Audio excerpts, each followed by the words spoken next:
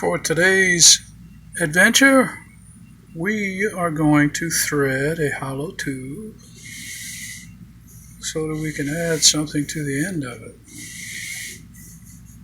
And as usual, when threading a hollow tube, you have to make sure that the ID is concentric with the threads.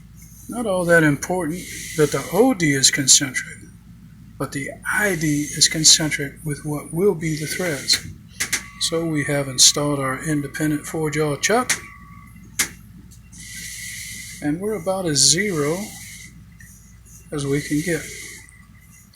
Alright, next up we're going to cut our tenon.